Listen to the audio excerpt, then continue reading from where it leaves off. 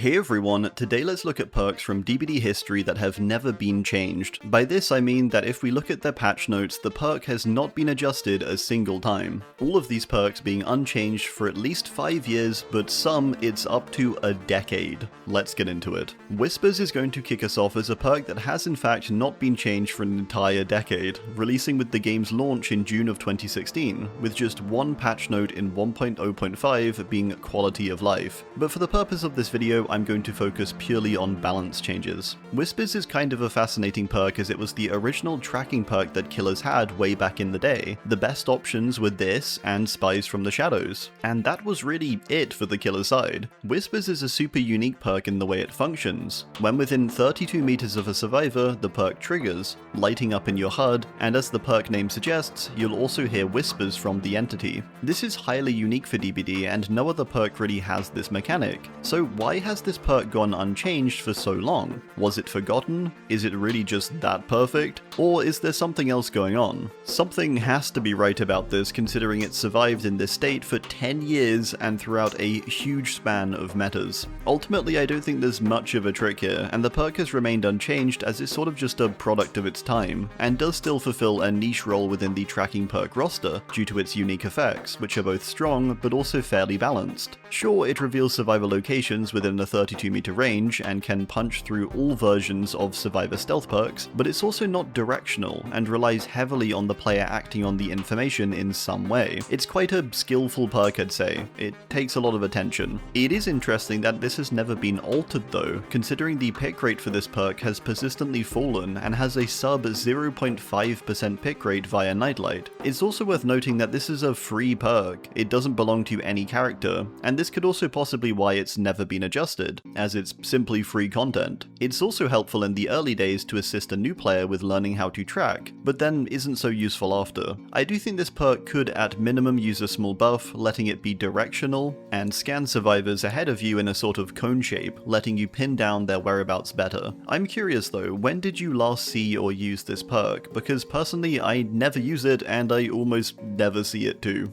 I can't remember the last time personally.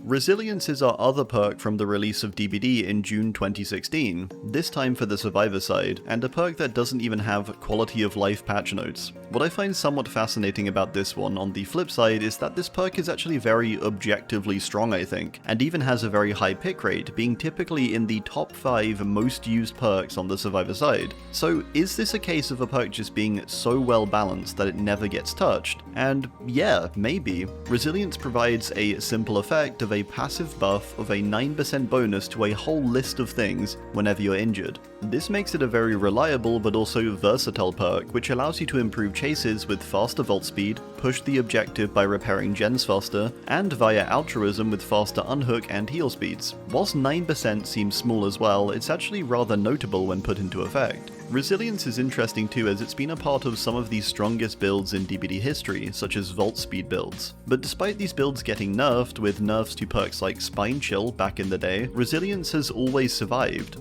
It's been quite Resilience is almost the perfect support perk for the majority of builds out there. No matter what you're running, Resilience typically slots in pretty well and will assist you in some way. Therefore, it's always a safe pick and tends to get you value regardless of how you play, due to its passive nature. So is this perk strong? Yeah, but I would say it's also very fair, and maybe one of the best examples of a balanced perk in DBD. It's been unchanged as it doesn't really need a change. It's just kind of perfect, and whilst being one of the most used perks out there, it never feels too strong or punishing to face, but does feel valuable when used.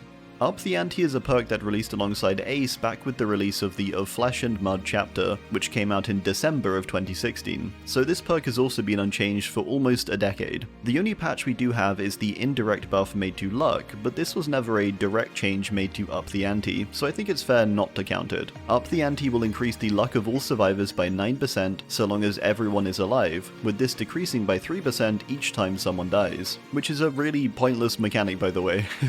This perk is an interesting case of a perk that's always been really bad but has never been altered for some reason. It is largely down to it being tied though to a mechanic which also took about 9 years to get altered and still isn't that great. The luck mechanic currently allows, and previously only allowed, you to have a better chance at unhooking yourself, and nowadays unlocks that chance too. The main issue with this of course is that self-unhooking has never really been a good idea. The only time when it's even been nearly viable is whenever you pair it up with a full luck-based build, using perks like Slippery Meat and also running luck offerings. But this is just silly that you sort of have to do this to get any discernible value out of this perk. It should really have some kind of effect on its own merit and not require stacking a whole bunch of other perks to work. This is especially bad as people only really tend to do this in teams as well, or swifts. Therefore this perk is pretty inherently unhealthy, I'd say. As mentioned though, the reason this is dodge changes is because it's tied to the luck mechanic, which is also dodge changes, and overall it seems like there's not really a clear direction for the mechanic as a whole, leaving all of its perks in a bit of a weird spot. I wish luck was a much more expansive mechanic, where it would affect the luck in chests and potentially even function much like how Fallout's luck does, where you get random bonuses during the trial, like small bursts of heightened healing, speed, or whatever else. Luck isn't meant to be logical, and weirdly the way luck currently works is quite mathematical, which just doesn't fit the idea at all in my opinion. Fundamentally though, this perk needs a change of some kind. Warden is quite interesting that it's never been changed, as it's such a highly unique perk, and the kind of perk you'd think that may need to go through a few iterations before it really got into the perfect spot. This perk released with the A Nightmare on Elm Street chapter in October of 2017, so this perk has remained unchanged for a good 8+ years, with only 2 small quality of life alterations. Warden is quite well known, I'd say, as the endgame perk. This perk allowing you to actually block off the exit gates after hooking a survivor during the endgame collapse, the gates remaining blocked for 60 seconds. This is great for last minute plays where you catch a survivor out when they're waiting at the gates, or simply just with good timing. It's usually a perk paired up with other endgame perks like No-Ed, No Way Out, and Terminus. It has a niche and it does perform very well in it. It also has a decently respectable pick rate on Nightlight, sitting comfortably at around 3%. So why has it not been changed? Well, this may be a bit of a simpler case where they kind of just nailed the perk the first time over, which must be nice. The perk is quite balanced in the way it's only active during the endgame collapse. It requires you to hook a survivor to activate it, but then it does provide a notably strong effect by shutting the exits completely for 60 seconds, allowing a second chance to essentially win the game. The synergies it does have are not overly powerful, yet can be when played well. I'd even argue that despite this being a niche perk, it's not niche in the sense that you have to bring a whole endgame build. It's more just more surety of its activation if you do. So in Warden's case, I'd say they just kinda nailed that balance of quirky yet somewhat strong with synergies but none that it requires. It's made all the better by the fact that the perk is genuinely fun as well, and makes for tons of hype moments or clutches, which is also likely why it hasn't been altered. It does the job very well, and it's fun. Whether you're a killer getting that clutch, or the survivor on the receiving end seeing the impending doom as your exit is blocked. Both are entertaining, in my opinion. Bamboozle is next, and we zoom forward some time up to the release of Clown with Curtain Call in June of 2018, making this perk a little over 8 years old now, and without a change. It's had some minor quality of life alterations, but aside this, the perk has not been touched. In Bamboozle's case, I have to say it's likely down to the fact that the perk is just kind of well balanced and fills a niche much like Warden. This perk increases your vault speed by a base of 15%, and allows you to block windows when vaulting them for a duration of 16 seconds. You're only allowed to block one at a time though, and the effect will transfer based on the most recent vault, even more so than Warden. This perk is very highly used, with an almost 10% pick rate via Nightlight, making it one of the most used killer perks in the game. It's rather like Resilience for the killer side, with it always having a high pick rate and appearing in a number of strong killer builds, yet never being the target of nerfs or alterations. It is very strong on some characters too, notably insta-down characters like Bubba, who can lock off your options even more. I'd even go so far to say that on some of these characters it can feel a little overpowered, allowing you to lock off areas like Shack with relative ease. It is also a perk though that is not inherently problematic on its own merit, bar these few characters who can get insane value from it. Generally speaking, you can avoid this just by leaving the loop as the survivor. The other aspect of Bamboozle that's genuinely very strong is the increase to vault speed, which does make it a valuable support perk to many others, and just a solid perk to have in your build regardless, as often it's just a simple passive buff. This is the sweet spot spot of balance I think, and does follow a bit of a trend I think for perks we've seen here, where they often act more as supports rather than the focus, and therefore they do seem to avoid nerfs far more easily. Equally, if it were to get any buffs, it would probably be overtuned, and nerfs, it would then be too weak. So it's kind of just in the perfect spot.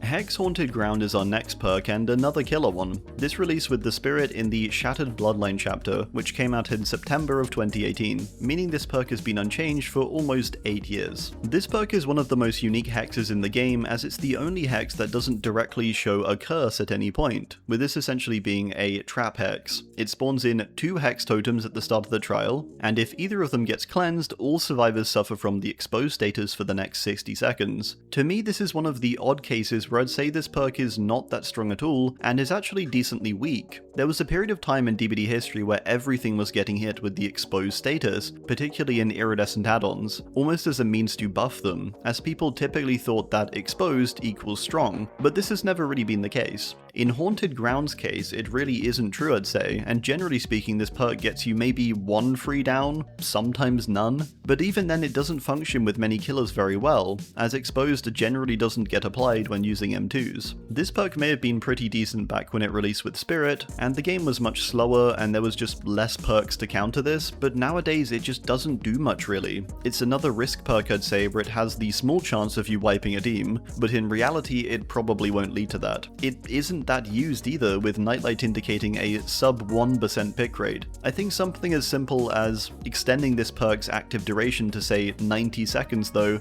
would make a huge difference, allowing probably 2 downs instead of 1, which feels much more worthwhile, or possibly applying additional negative effects like Hindered alongside Exposed. Visionary is an interesting one and makes quite a leap forward, as this was released with Felix in Descend Beyond, which came out in September of 2020, making this perk nearing 6 years completely unchanged. It's weird too, as I think this may be the strangest generator info perk. It reveals the auras of all generators within 32 meters, but deactivates for 16 seconds whenever you repair a generator, which is bizarre because after you've repaired a gen is when you're looking for the next gen. The perk otherwise is solid, giving you a persistent reveal of all nearby gens, which is straight up useful as a means to focus the objective. This perk is just so weirdly stunted by the cooldown time after repairing a gen. I'd say the best way to address this is to just remove this, and then the perk is actually really good, being sort of a bond for gens. There's plenty of maps this would be highly useful on, like the game for example. I feel like I can never find generators on that map. It's weird that this perk has never received changes either, as its pick rate is nearly 0.1%. It's dreadful, but this perk still remains unchanged. I do think that's quite curious. It could just be another case though of this being a perk for newer players, and so once it's served its purpose for them, it just gets put to the sidelines and that's it.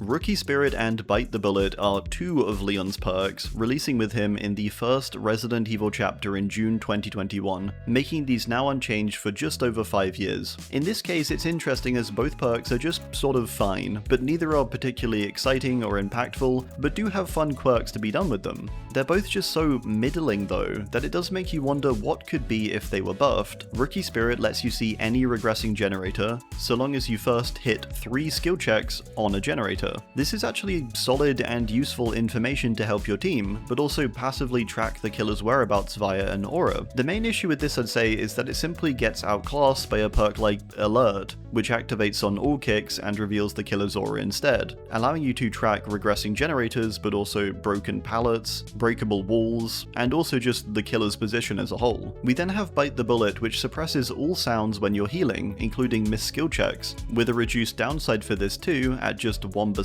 Overall it's a decent perk, but also doesn't stand out. Again, it kind of just gets outclassed by Iron Will. Why only have stealth when you're healing when you could just have it all the time? The other additional little effects of both of these perks just aren't really worth it when there's just an overall better option to pick. I think that's the conclusion to draw here really. However, it does then beg the question of why these haven't been changed. Well, this is a unique case I think, as the Resident Evil chapter brought along a big influx of new players, and therefore these perks were built for those players, which is why their passive helps, and focus around the objective and healing, two important aspects of gameplay. However, that time of new players coming in from this chapter has surely passed now, at least mostly, so why not shift these into being more widely useful for experienced players too? Or at the very least just giving them enough of a benefit or unique angle over their stronger counterparts. Here's some ideas. Bite the Bullet, for example, could make you totally invisible, much like in the Black Banquet event, but only when healing, providing a very good reason to run this. Rookie Spirit could allow you to track the killer's position so long as the generator they kicked is still regressing, providing a risk-reward aspect to it, where you can continue to track the killer's position, but then of course you have to leave the gen regressing. A bit of a trade-off. Alright, well, that's gonna do it. I do hope you enjoyed, and let me know your thoughts as always down below. Thanks, and goodbye.